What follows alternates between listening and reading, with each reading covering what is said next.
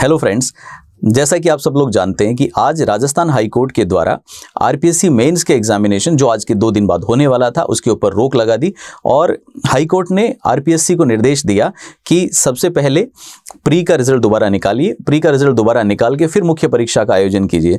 तो in short अगर हम लोग देखें तो जो परीक्षा अभी 2-3 दिन बाद होने वाली थी, अभी कुछ दिन के लिए वो टल गई है। अब इसमें बहुत सारे छोटे मोटे सवाल पैदा हो गए। पहला ये कि अब मुख्य परीक्षा होगी कब, मेंस कब होगा, क्या प्री का एग्जाम भी दोबारा लगेगा। कुछ बच्चों का डाउट है कि क्या प्री दोबारा हो जाएगा, क्या पेपर कैंसिल होगा।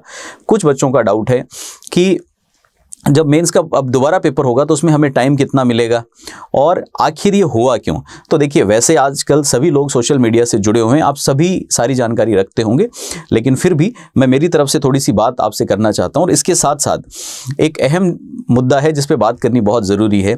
बहुत सारे बच्चे आज पूरे दिन में मुझसे मिले, कई बच्चों के फ़ोन कॉल्स आए, मैंने कंटिन्यूसली बच्चों के फ़ोन अटेंड किए हैं। बच्चे बहुत स्ट्रेस में थे, दोनों तरह के बच्चे। जो बच्चे आंदोलन कर रहे थे वो भी परेशान हैं और वहीं पे कुछ बच्चे ऐसे हैं जो अपने घरों से लगभग निकलने वाले थे या निकल चुके थे परीक्षा देने के लिए, वो भी परेशान थे। तो दोनों ही तरह के जो स्टूडेंट्स हैं उनसे बात करना मैंने ज़रूरी समझा, इसीलिए आज हम लोग इस सेशन में जुड़े हैं। सबसे पहले तो हम लोग बात करते हैं कि आखिर हुआ क्या। हम ये जानते हैं कि आरएस प्रीलिम्स की जो परीक्षा है उसकी तैयारी के लिए अब की बार बच्चों को बहुत ज़्यादा समय नहीं दिया गया था, ताबड़तोड़ तरीके से ही परीक्षा हुई और उसके बाद भी बच्चों को बहुत दूर दूर सेंटर दे दिया गया। तो कुछ बच्चे तो बेचारे परीक्षा देने तक नहीं पहुँचे। जो भी उन सारी चीज़ों के बावजूद जो बच्चे परीक्षा पास करके आए, उन्होंने जब तैयारी करना शुरू किया आरएस मेंस की, तो अचानक से आरपीएससी के द्वारा सिलेबस में बदलाव कर दिया गया और उस सिलेबस में बदलाव की वजह से बच्चों को पूरी तरह से तैयारी करने का मौका नहीं मिला। साइंस का जो पोर्शन है वो काफ़ी बढ़ा दिया गया। आर्ट्स के बच्चे या नॉन साइंस बैकग्राउंड के बच्चों के लिए थोड़े परेशानी का सबब वो बना। तो बच्चों की डिमांड ये थी कि प्रॉपर सिलेबस हमें बताने के बाद जो तैयारी करने का एक लॉजिकल समय मिलना चाहिए वो हमें नहीं मिला। और अगर हम लोग आरएस प्री पास करके आरएस मेंस पे बैठे हैं, इसका मतलब हम कैरियर से 2 कदम दूर हैं। तो हमें जल्दबाजी करके जल्दी परीक्षा लेके हमारे साथ अत्याचार ना किया जाए। उन लोगों की मांग कुछ और नहीं थी, एक जिसको हम बोलेंगे एक लॉजिकल डिमांड थी कि हमें परीक्षा देने का मौका दो, मतलब हमें कम से कम पढ़ के परीक्षा देने का मौका दो, हमें तैयारी का एक टाइम तो दो। तो इसके लिए बच्चे आंदोलन कर रहे थे, लेकिन उनके आंदोलन की आवाज़ को किसी ने सुना नहीं। इस बात के लिए मैं बच्चों की बहुत तारीफ करता हूँ कि इन्होंने पूरे आंदोलन की तरह पूरे आंदोलन में पूरी तरह से लोकतांत्रिक तरीके को, शांतिप्रिय तरीके को अपनाए रखा और उन्होंने आमरण अनशन भी कुछ बच्चों ने किया और बच्चों ने दिन रात जाग के वहाँ ठंड में पड़े रह के आंदोलन किया। कुछ बच्चे हॉस्पिटल्स तक भी पहुंच गए, हॉस्पिटल्स में एडमिट हैं, लेकिन सरकार ने एक भी बात उनकी सुनी नहीं। और बीच में हमारे चीफ मिनिस्टर साहब ने ये भी कह दिया कि एग्ज़ाम जो है वो एज़ पर शेड्यूल तय समय पे ही होगा। तो उन बच्चों में भी बहुत टेंशन थी कि हम आंदोलन भी कर चुके, 10-12 दिन आंदोलन की वजह से भी नहीं पढ़ पाए, तैयारी हमारी पहले से नहीं थी क्योंकि हमें प्रॉपर टाइम नहीं मिला, अब हमारा क्या होगा। मीनवाइल आज अचानक से हाईकोर्ट का निर्णय आ जाता है। हाईकोर्ट पिछले 5-6 दिन से इस पर सुनवाई कर रहा था और हाईकोर्ट का निर्णय आता है कि ये परीक्षा अब कुछ दिन के लिए आरपीएससी को टालनी होगी। हाईकोर्ट ने ऐसा क्यों कहा? क्योंकि कुछ बच्चों ने हाईकोर्ट के अंदर रिट पिटीशन फाइल किया था। आरपीएससी प्रीलिम्स के कुछ क्वेश्चंस के ऊपर डाउट था, उन क्वेश्चंस को लेके आंसर्स में मतभेद था, जिसको लेके कुछ विद्यार्थियों ने हाईकोर्ट में रिट पिटीशन फाइल कर रखी थी, हाईकोर्ट में अपील डाल रखी थी। उस अपील पे पिछले 4-5 दिन से सुनवाई हो रही थी और आज फाइनली हाईकोर्ट ने जजमेंट दिया कि उनमें से 5 ऐसे प्रश्न हैं जिन प्रश्नों को दोबारा से एक बार कमेटी को भेजा जाए। कमेटी उन प्रश्नों पर फाइनल व्यू ले ले कि उनका सही आंसर क्या है और जब कमेटी का व्यू आ जाएगा तो उस व्यू के आधार पर आरएस प्री का रिजल्ट दोबारा निकाला जाए। दोबारा रिजल्ट निकाल के जो बच्चे और शामिल उसमें हो जाएंगे उन बच्चों को सम्मिलित करते हुए फिर दोबारा से आरएस मेंस का एग्जाम किया जाए। तो ये आज का निर्णय रहा। तो आज का निर्णय, आंदोलन तो अपनी जगह था ही, बच्चे तो मेहनत कर ही रहे थे, उसकी जगह हाईकोर्ट का डिसीजन आ गया और उस हाईकोर्ट के डिसीजन की वजह से अभी एग्जाम कुछ दिन के लिए टल गया।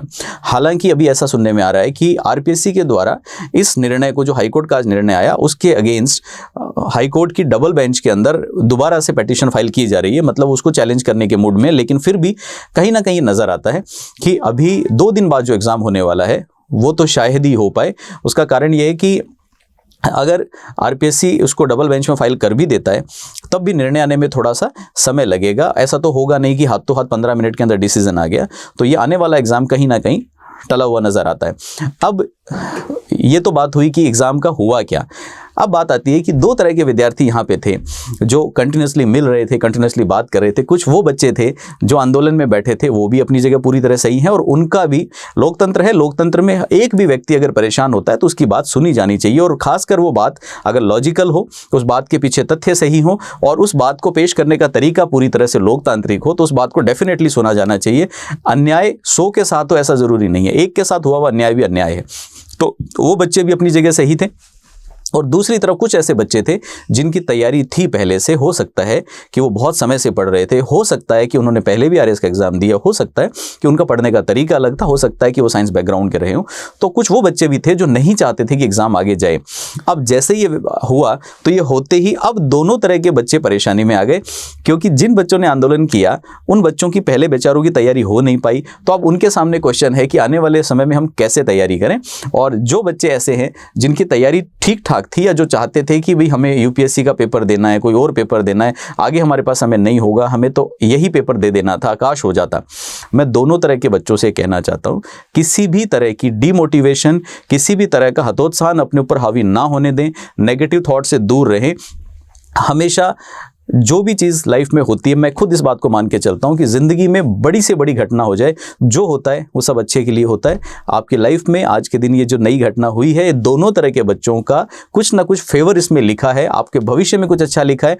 उस सुंदर भविष्य की कामना करते हुए फिर से नए सिरे से शुरुआत कीजिए। जिन बच्चों ने अभी तक तैयारी बहुत अच्छे से नहीं की थी या नहीं कर पाए थे और आंदोलन किया, आंदोलन करने के बाद उनको सफलता मिली अपने प्रयास में, तो उन बच्चों के सामने एक बहुत बड़ा लक्ष्य है। आप मेहनत कीजिए, जिस मेहनत के लिए आप लड़े हैं पिछले 10, 12, 15 दिन से, जिसके लिए आपने भूख प्यास झेली है, जिसकी वजह से आप हॉस्पिटल गए हैं, तो अब आपके पास में एक चैलेंज है। अपने आप को साबित कीजिए, सही साबित कीजिए खुद को और बताइए कि हम एक सीरियस गंभीर विद्यार्थी हैं, हमारा आंदोलन करना बिल्कुल सही था और हम हक के लिए लड़ रहे थे, उस हक को हासिल कीजिए। तो आज से तैयारी शुरू कीजिए। दूसरे जो स्टूडेंट हैं जो थोड़ा डीमोटिवेट हो रहे हैं, आप भी इस बात को फील कीजिए कि डीमोटिवेशन की ज़रूरत नहीं है। हो सकता है कि अभी आप परीक्षा देते, आपने कम समय में तैयारी की थी, आपके 10 नंबर कम आते, लेकिन अब जब एग्जाम थोड़ा सा आगे खिंच गया तो आपको दोबारा रिवीजन करने का एक चांस गॉड ने दिया है, और 2 बार रिवीजन कीजिए, 3 बार रिवीजन कीजिए, अपना रिदम मत टूटने दीजिए। ये इस परीक्षा की सबसे बड़ी चैलेंजिंग सिचुएशन है। जिन बच्चों ने पहले तैयारी ठीक से की है, मैं इस बात से पूरी तरह वाकिफ हूं कि 3-4 महीने जाग के जो आपने तैयारी की है, उस रिदम को मेंटेन करना बहुत आसान नहीं होता है, लेकिन फिर भी कोशिश कीजिए कि वो रिदम बना रहे। और एक बार फिर से 2-3 महीने अच्छी तैयारी कीजिए और कोशिश कीजिए कि ये जो सिचुएशन आपके लाइफ में अराइज हुई है, इससे आपके मार्क्स घटे नहीं, आपके मार्क्स 10, 20, 50 बढ़ें। तो 2 बार 4 बार और रिवाइज करने की कोशिश कीजिए। जो थोड़ा सा समय मेंस के लिए मिला था, उसमें सभी बच्चों ने जो तैयारी हुई भी, वो भी हड़बड़ाहट में हुई, जल्दबाजी में आपने तैयारी की। तो अब जहाँ जहाँ पे आपको कमी नजर आती थी, उसको और सुंदर बनाइए, और ज़्यादा आंसर लिखने की प्रैक्टिस कीजिए। तो दोनों ही तरह के विद्यार्थी अब अपने लक्ष्य को छोड़िए नहीं, हासिल कीजिए और पूरी तरह से मन में सकारात्मक भाव रखिए।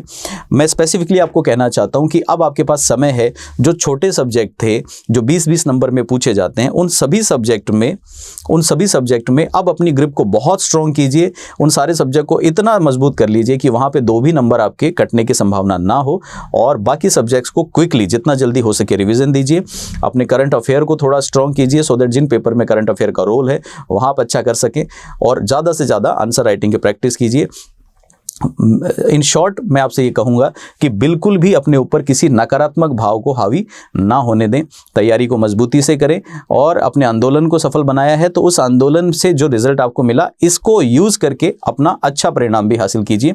जो बच्चे हार्ड वर्किंग हैं, जो मेहनत करते हैं, उनको हमेशा सफलता मिलती है। और जो बच्चे बहुत स्ट्रेस्ड थे, टेंशन में थे, जो परेशान होकर फ़ोन कर रहे थे, मैं उनसे भी कहूँगा बिल्कुल परेशान होने की बात नहीं है। भगवान चाहता था कि इस लिस्ट में आपका नाम हो सकता है कि आपका नाम पहले भगवान को लग रहा था कि नहीं, आपका नाम 2 नंबर पीछे चल रहा है, तो उन्होंने आपको एक चांस दिया कि बढ़ा अपने 2 नंबर, मैं तेरे साथ खड़ा हूँ। तो इसको आपदा को अवसर में बदलिए और अच्छी मेहनत करके अपने रिजल्ट को स्ट्रॉन्ग कीजिए। हम लोग मैं हर तरह से आपको हमेशा गाइड करने की कोशिश करता रहा हूं, और अब जो आने वाला समय है, इसमें जब पहले मेंस की तैयारी हुई तो उसमें बहुत ज़्यादा एफर्ट नहीं कर पाए, क्योंकि उस समय कुछ मेरे हेल्थ इश्यूज़ चल रहे थे, कुछ और भी चीज़ें थी, तो उन परेशानियों की वजह से हम कुछ कर नहीं पाए। बट अभी जो समय है, इसमें जो संभव मदद विद्यार्थियों की हम लोग यूट्यूब के माध्यम से कर पाएंगे, वो हम लोग डेफिनेटली करेंगे। और कल से ही हम लोग इस प्रयास को शुरू कर देंगे। तो आप लोग पूरी मेहनत कीजिए और हमसे कुछ बन पड़ता है या हमारे लायक आपको लगता है कि मैं किसी तरह से आपके किसी काम आ सकता हूं, तो आपका बहुत बहुत स्वागत है। मैं आप सभी को एक बार कहता हूं, जिन लोगों ने आंदोलन करके इसको कैंसिल करा उनको मैं सबको कहता हूं कि आप सबको मुबारक हो, आपको सफलता मिली। और हमेशा लोकतांत्रिक तरीके को आपने अपनाया है, इस अप्रोच को कभी छोड़िएगा नहीं, कभी उग्र नहीं होना और अपनी बात को शांति से कहना, दमदार तरीके से कहना भी अपने आप में बहुत बड़ा अचीवमेंट है। तो सभी लोग पढ़ते रहिए, पढ़ के अपने एग्ज़ाम को मजबूत कीजिए, अपने लक्ष्य को हासिल कीजिए। हम लोग जल्दी ही मिलेंगे आपके लिए किसी यूज़फुल सेशन के साथ में। तब तक आप सबका बहुत बहुत धन्यवाद। Thanks a lot.